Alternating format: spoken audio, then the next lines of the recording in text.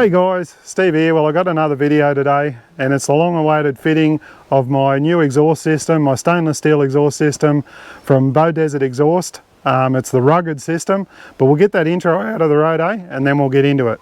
Cheers.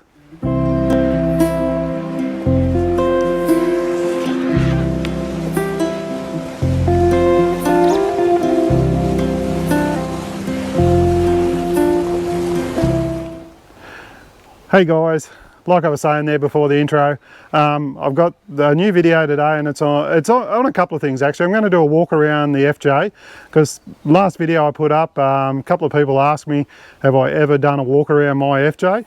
No, I haven't, but Rob from Australian Camping and Four Wheel Drives has. He did one a few years ago just after we bought it, and I had a bit of stuff done on it. I had suspension, bull bar, things like that. But I have added a few more things to it since then, and he did a great video on it, done a complete walk around. So if you want to check that one out, check out Rob from Australian Camping and Four Wheel Drives and just look for the clip. I think it was walk around Stephen and Annie's FJ Cruiser. So it's a great clip that he's done on it. But this one here, we'll just go around the FJ and we'll talk about all the things I've done, and also I'll include some footage and that from testing out the exhaust system. So let's get into it, Okay guys, we're underneath the car. We're coming down from the ceramic coated extractors, running into the first part of the exhaust section there, and then this system is all stainless steel, but it has got a sort of powder coated finish over it. It's called the rugged system. It was about $3,300. That included fitting. They had it all day. They had it from 7:30 in the morning till nearly 2:30 in the afternoon. And just coming to the back here, this is the only part that they've left polished stainless, which is the little tip with the crocodile logo. So it's a great system, great for performance, great for fuel. So let's get back into the rest of the video and have the walk around to the FJ. Okay guys, we're just going to test out the exhaust. I've got my iDrive in here. Just going to bump it up to maximum speed, U8, and we're just going to put our foot down and take off up the hill up here. Okay.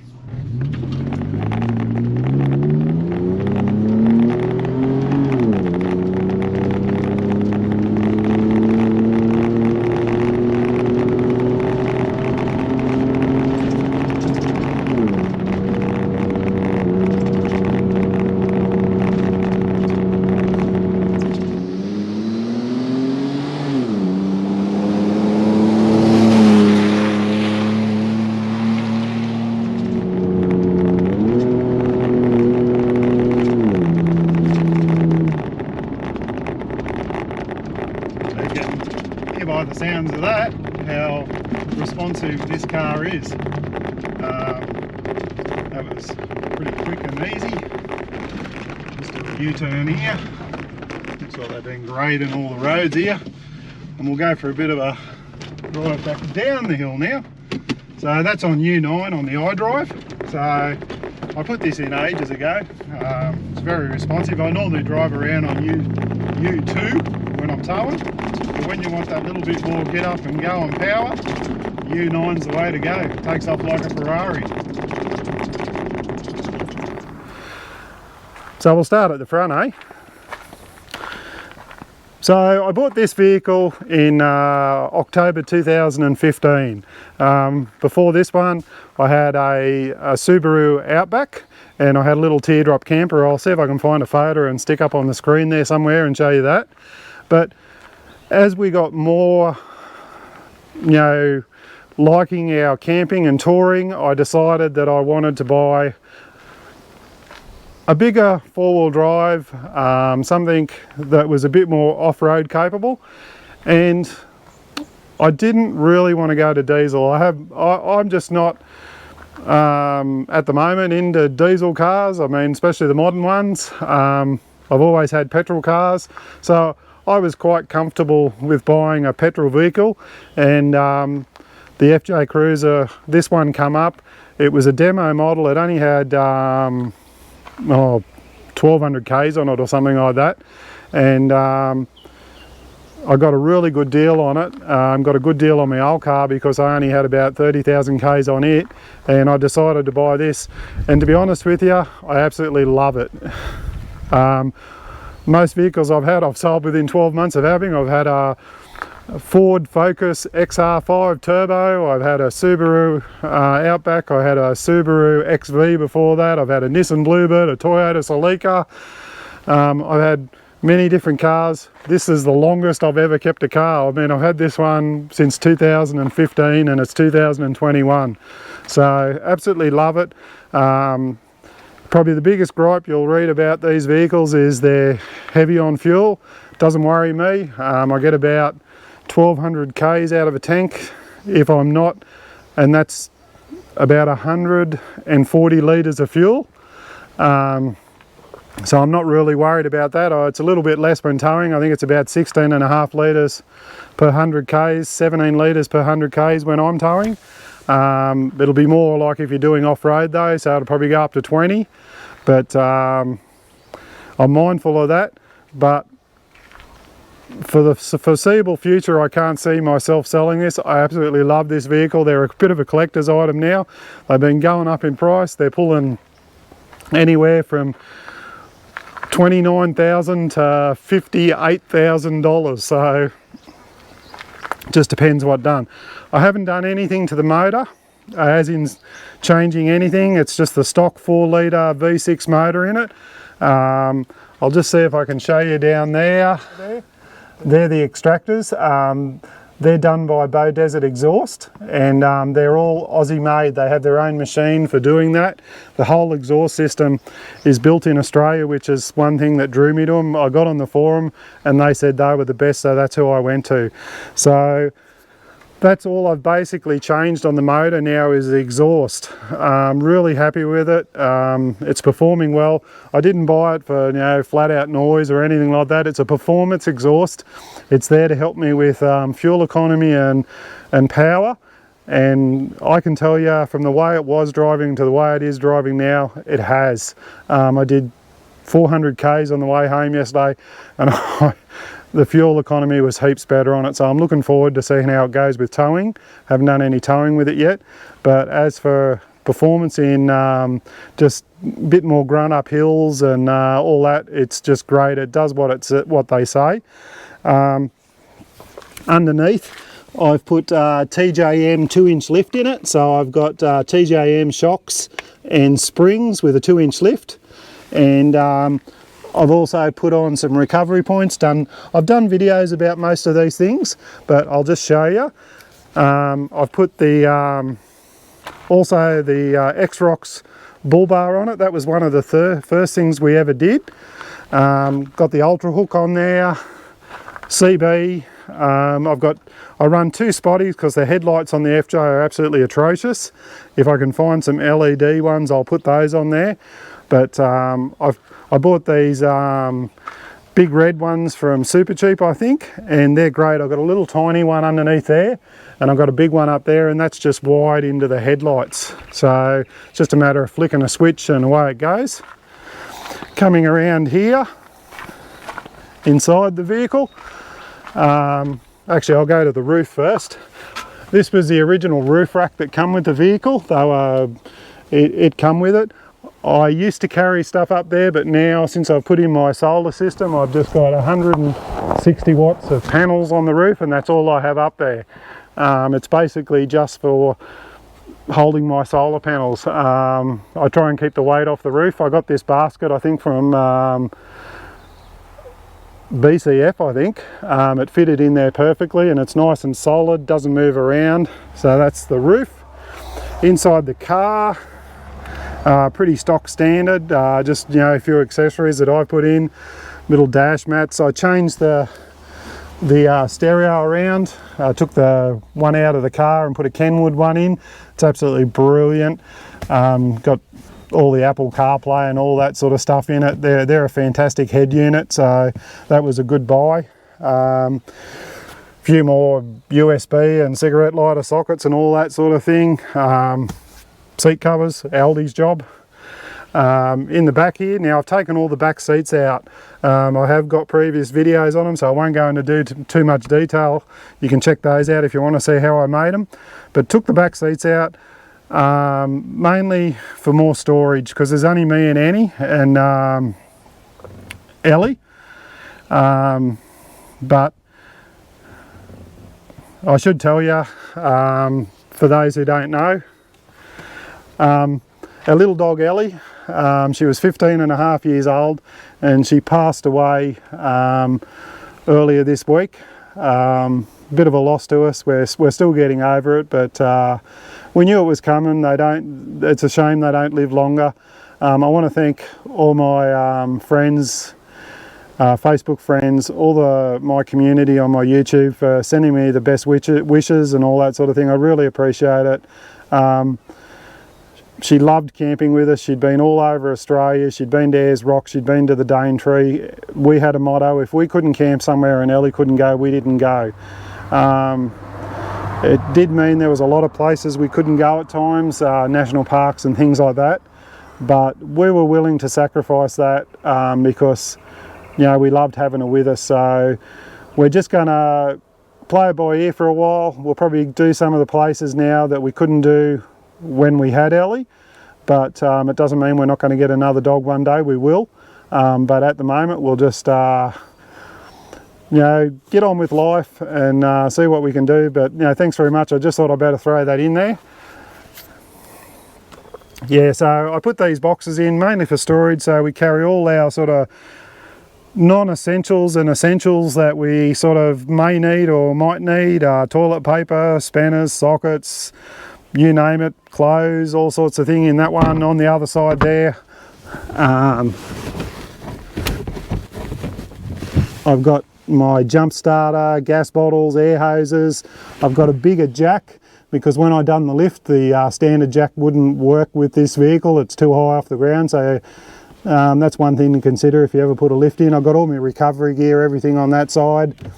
My new fire extinguisher, if you watched me last video I did. Over there is my step-up converter, and you might notice there too, I actually changed the plug. I didn't have that on the video. I'll just put a red one on there and a red one on the end of the travel buddy, just so I don't make the mistake of, or anyone makes the mistake of plugging the into the solar input, which is down the bottom there. And I've got a little sign off Drifter and put on there, so if you want any little signs, Drifter do that. Done all my electrical system. Again, I have other videos if you want to check out all about that, but my little 100 amp hour slimline there, like you can see the width of it, it's the skinnier than my hand, but 100 amp hour, it's going great. Just keeps ticking along. So that's my cargo barrier. Again, another separate video.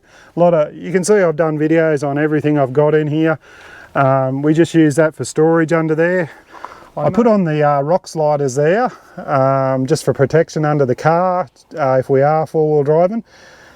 Because I did the 2-inch lift, it is very high off the ground to climb in and out, and we're getting older, so I welded these little steps up. I had a mate cut out the little flanges for me and I welded them up, and they're really good for just stepping up and into the car. They've only got one bolt in each. I just carry a set pair of sockets or that around with me, and if I need to take them off, if we're going four-wheel driving, we take them off. The wheels, again, another video, they were polished aluminium. I decided I'd have a go at painting them, and they've been holding up really well. I just think it makes the car look heaps better with the black wheels on there, so I've done that. On the back here, you can see my 30-second awning there. It's been great, like just having it back on the vehicle. Like it's been raining here this morning, I can just put it out and it takes 30 seconds and you got coverage. You can have a barbecue or a cuppa or whatever under the safety of out of the sun or out of the rain, whatever.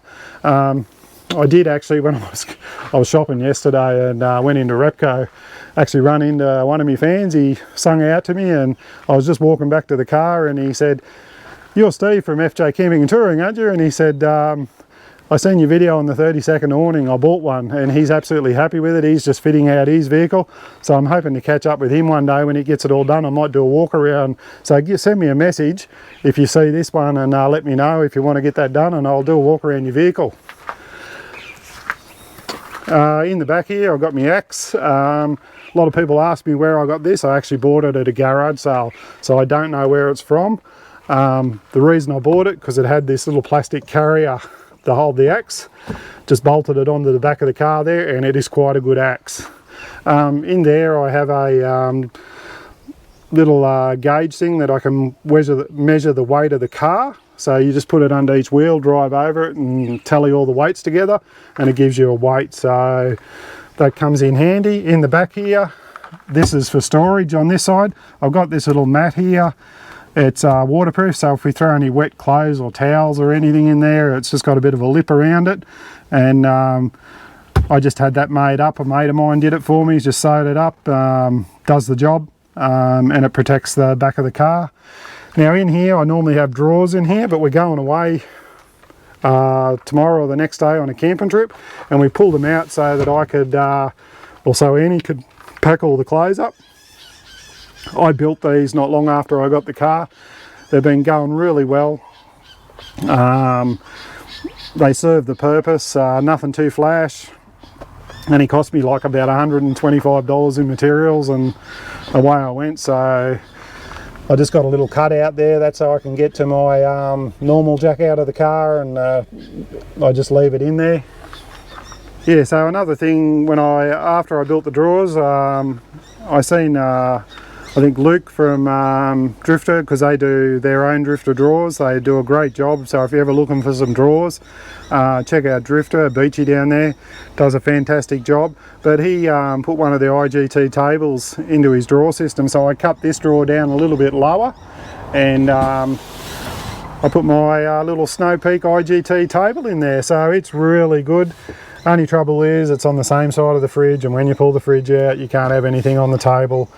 I couldn't put it on the other side because I've got my battery system in there, and this table is longer than the depth of the set of drawers there, so it actually pokes into the back of the cabinet there. That was the reason I did that, if anyone's wondering. If I could have got away with putting it on that side, I would have. I did.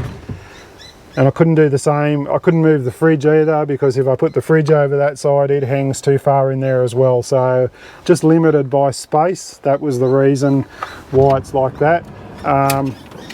My fridge slide, I did have one I made in here, but I actually bought this one off Phil when he changed his car around. It fitted mine perfectly. It does the job. And in the back here, my little aerial thing's just caught up there a bit, my little cord.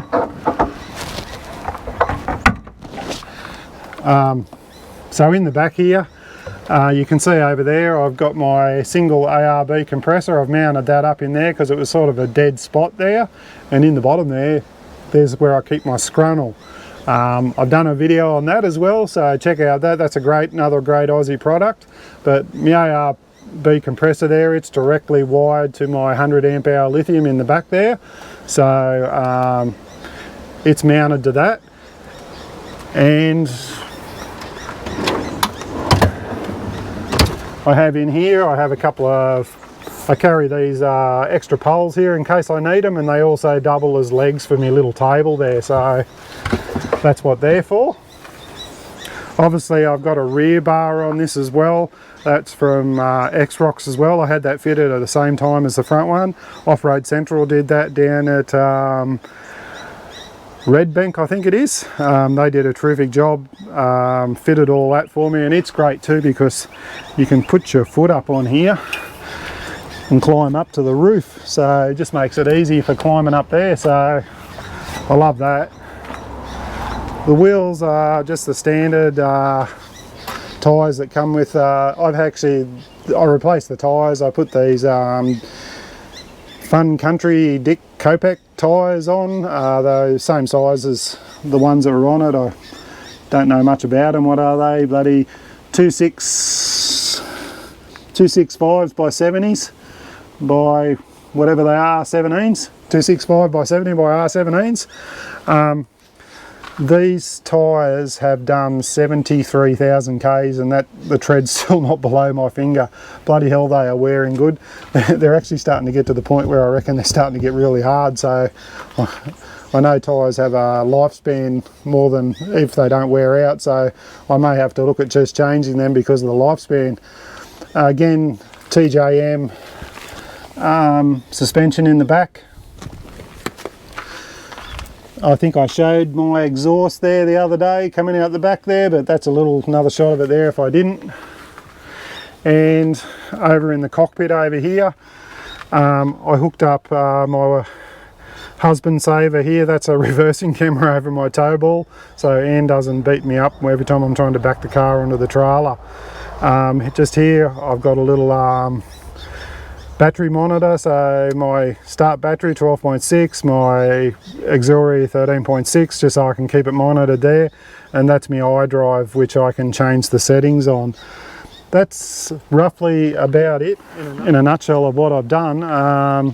That's basically my FJ Cruiser. So like I said, I absolutely love it. We're going away on a camp soon, so looking forward to getting out camping again, and hopefully bring you a few more videos from the campsite and a bit of touring, show you a bit around a few towns. But if you've got any questions or queries, and if you want to know anything else about any particular products, check my previous videos, because I have got videos on most of the things I've done to this as I do it. But if you want to message me in the comments, just message me in the comments. I haven't been using Messenger as a form of communicating unless I actually already friends with a person or know them, because there's been a lot of viruses and that getting sent by people through Messenger at the moment. So I tend not to, if I don't know a person, I don't really answer them. So if you can leave a message in the comments, I'll try and answer it the best I can, and do it that way.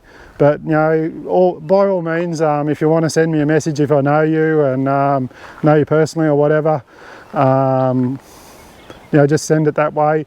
But you know, I hope you okay. Thanks for watching. Thanks for subscribing. Like always, be kind to each other. Stay safe, and I'll see you on the next one. Cheers.